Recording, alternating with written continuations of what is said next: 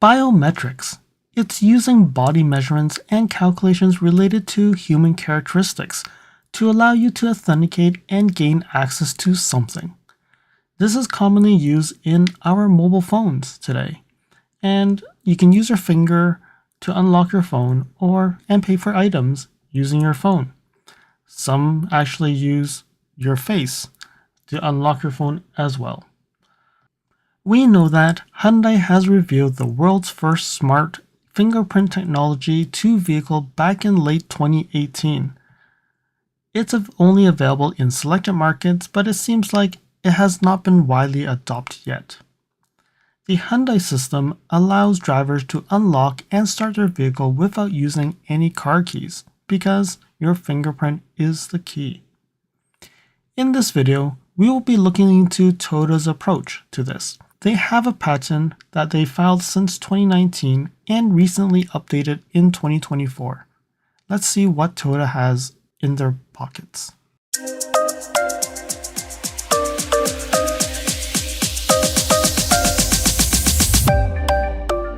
So doing more research on fingerprint I actually found that in 2021, Toyota actually launches the new Land Cruiser, and I think this is probably in Japan only. I haven't seen this in North America or what.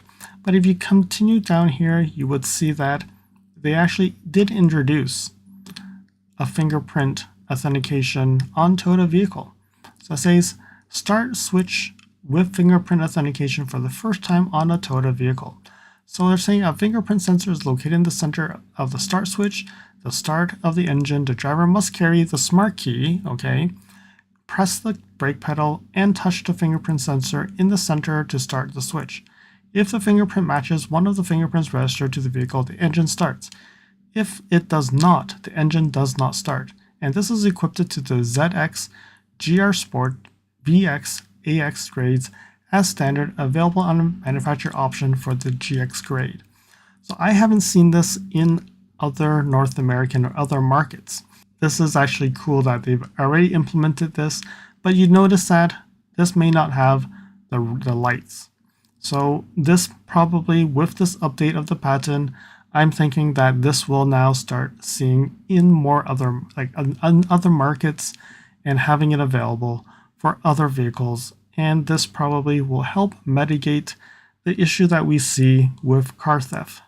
I still don't know when they're going to launch this, but since 2021 they've actually put this in already, it seems like this should be something that they could add on and introduce in other vehicles going forward.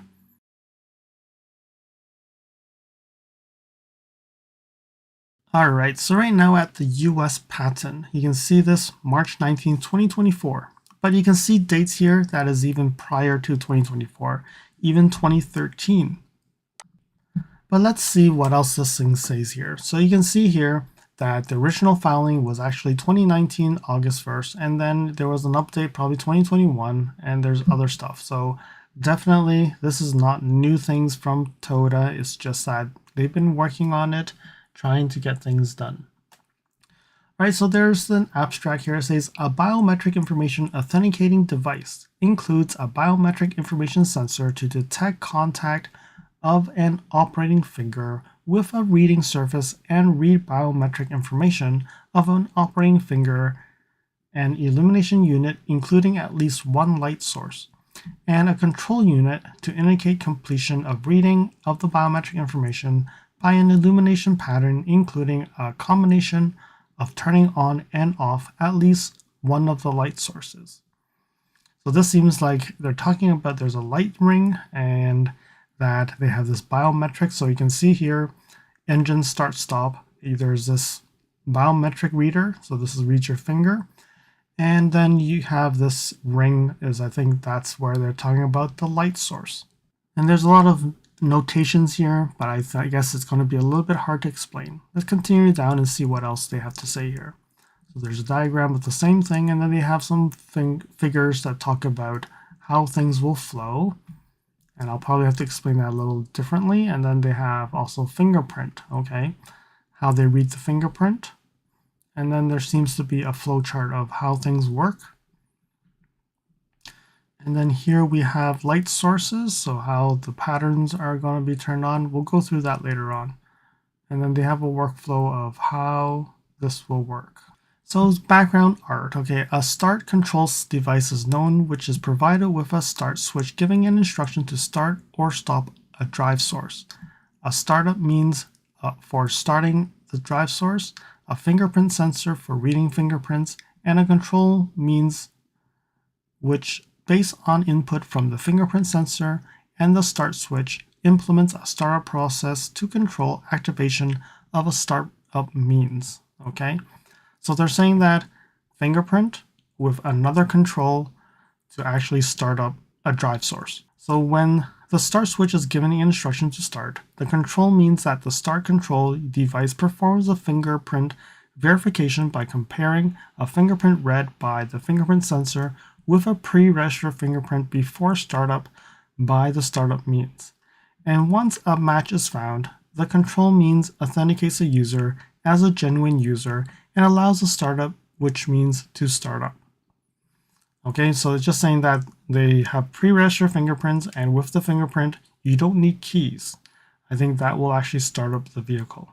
All right, so they're saying that there's a technical problem that this patent is trying to solve. So what they're saying is when you actually perform a startup, so when you put your finger for verification, there's no feedback to tell you that you can take your finger off. So there could be times where you have problems with the operation. So when you just touch it, it verifies, but you put your hands off, then you expect the car to start, but it does not start.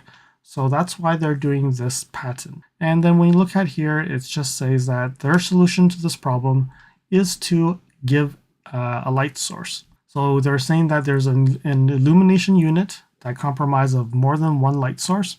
So when you put your finger onto the startup, it will actually light up, and then it probably would blink or will change colors based on the authentication. So in short, I think what this patent really is about is it's talking about when you put your finger, it will give you feedback that you can take your finger off, or there's an error, or when things are happening, so that you don't get a sense where you just push it and you don't know what happens. So that is why they actually came up with those colors, those lights. There's a lot of explanation here, and I don't think I'm going to be talking much about this because there's too much detail and it gets very complex. Follow me on Instagram at LSFT Videos. You can see updates on my experience with the NX450H Plus, which may not be shown on any future videos. You can reach out to me via direct messaging if you have any questions on your Lexus. If you like this video, you can provide me feedback in the comments below, like this video, share it with your friends. This definitely will help with the YouTube algorithms. Press the subscribe button and bell icon and get notified when new videos show up. And lastly, if you want to support me further, you can provide me a super thanks, or visit my Amazon storefront before you purchase anything from Amazon, or you can purchase products from the list on the items that I've been using with my vehicle or at home at no extra cost to you. And now let's continue with the video. Alright, so in order to explain how this all works, we need to talk about interval A, B, C, D, okay? So it says here the first interval A. So it says interval A is from when the door of the vehicle is opened to when the brake device is operated. So that is interval A. Interval B is interval when the brake device is operated and to when the touch operation performed is on the operational surface is detected. Interval C, and that is when the touch operation is detected to when the acquisition of the captured image is complete. Then we have interval D, which is interval from the acquisition of the captured image is complete to when the drive system is started. It does say that it could mean interval D could be another state where there's a failure. All right, so there are different patterns. So they also have like A to E patterns, and those patterns will actually mean for different applications. So they have one pattern that is used for different types of intervals.